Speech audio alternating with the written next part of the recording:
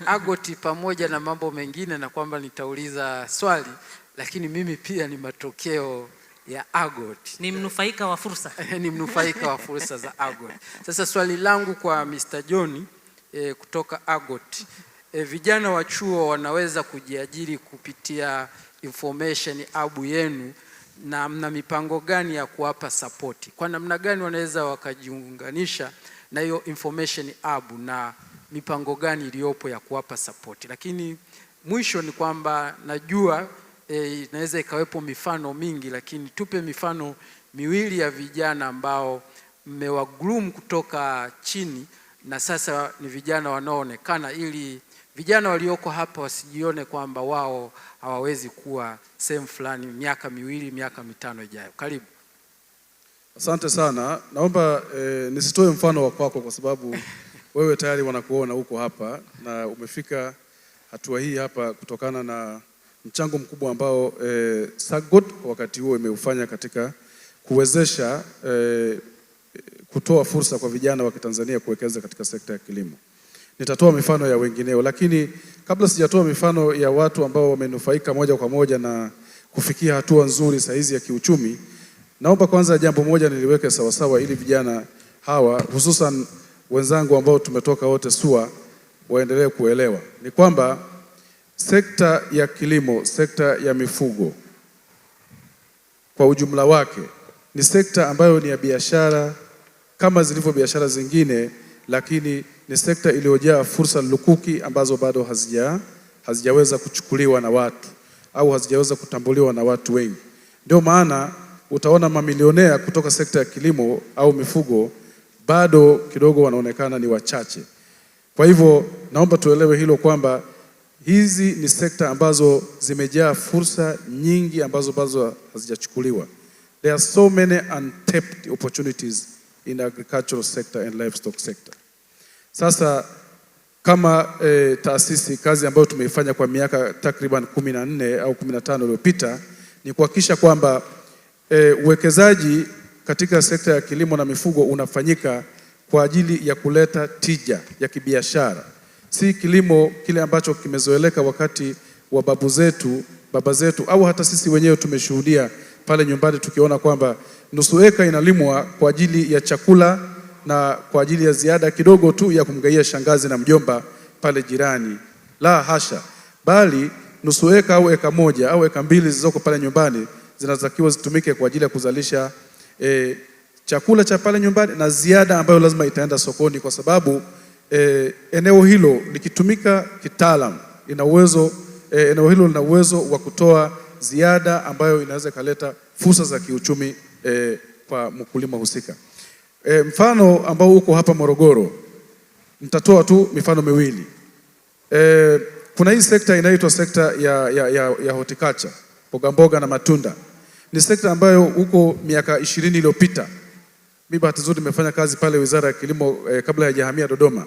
Ilikuwa ni sekta ambayo ukitamka mbele za watu, ukizungumza horticulture, kila mtu anakuambia wewe unaongea nini kuhusu mboga na matunda? Si vinalimwa tu pale kwenye backyard. Lakini imekuja kuwa realized baadaye kwamba ndio sekta pekee ambayo ukiwezesha ukawekeza kwa kiasi kidogo kiuchumi, kitaalam, kama ni nusu eka inaweza ikatosha ikakupa faida sawa sawa na mtu aliyelima eka 5 za mahindi. Watu hawakujua hicho kitu. Sasa Morogoro hapa kuna mwekezaji mmoja, kijana mwenzenu kabisa, binti wa miaka karibu 28, alikuwa anafikia 28, saizi ana miaka kama 34. Huyu aliamua ajikite kwenye kisehemu kidogo tu cha kuzalisha kinachoitwa miche ya mboga kama nyanya, pilipili na kadhalika. Traditionally tunachokifahamu mimi na wewe katika maeneo yetu ya kilimo cha mboga ni kwamba eka yangu moja ile pale, alafu napiga hatua miguu 10 kwa 10 au 10 kwa 5, naotesha mbegu pale nikitegemea nipate miche, alafu hiyo miche naiondoa, baadaye kishafikia kimo fulani napeleka shambani. Kijana huyu binti katika mkoa huu wa Morogoro vijijini, wilaya ya Kilosa, akaamua kufanya uzalishaji wa hiyo miche kibiashara kwenye kitalu, chumba kama hichi. Kuna ile kitu tunaita greenhouse au screen house kwa jina maarufu. Ukienda pale SUA viko vingi sana. Ndani ya kitalu kidogo kama kile pale, akiwa na tray zake kama 200 na kuzalisha mche. Kale ka tray kamoja kana uwezo wa kubeba miche 200. Miche 200 katika wiki 3 inakuwa iko tayari kupelekwa kwa mkulima. Mche moja ukiuza shilingi 100. Kwa hiyo na maana tray moja 20,000 mara hizo tray 200. Binti yule ndani ya miezi 6 aliona kwamba wakulima 3 nilioanza nao amepata wakulima wengine 20. Kwa hiyo wameongezeka wangapi? Hesabu unaipata.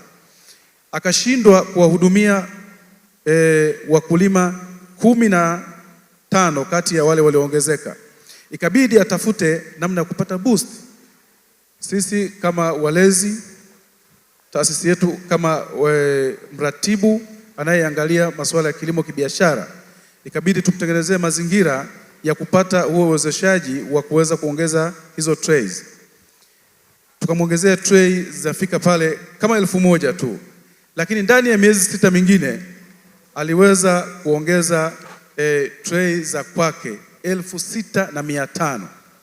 Kwa maana ya kwamba kitalu kile pale kilikuwa kidogo, akaongeza kingine pembeni. Miezi 6 mingine, tunazungumza sasa mwaka tayari amefikia hatua ya kujenga kitalu kama hicho ndani ya mkoa mwingine, Kahama kabisa, Morogoro. Na wakulima aliokuwa na hudumia walikuwa ni wale 20 kama mtakumbuka hesabu zangu, alafu akawaongeza mpaka wamefika wakulima 600. Inamaanisha ndani ya mkoa wa Morogoro na mikoa mingine nje ya Morogoro, akawa anahudumia mikoa 21. Huo ni mwaka wa kwanza. Mwaka wa pili na mwaka wa 3, leo hii ni mwaka wa 4. Tunazungumza yule binti akiwa na vitalu hivyo 7 katika mikoa 4 ya Tanzania. Makofi kwake japo hayupo hapa. Tukiwa tunamalizia. Huyo kijana tunapozungumza hivi leo ametoka hatua ya kuzungumza habari ya kipato cha shilingi milioni 5, milioni 6 kwa mwezi, anazungumza habari ya milioni 20 na kuendelea kwa mwezi. Hizi ni habari sio za kusadikika, ni za kijana mwenzenu wa umri sawasawa na nyinyi, na bahati nzuri au mbaya, nafikiri wengi wenu mlioko hapa kwa elimu mnamzidi. Piga makofi kwenu.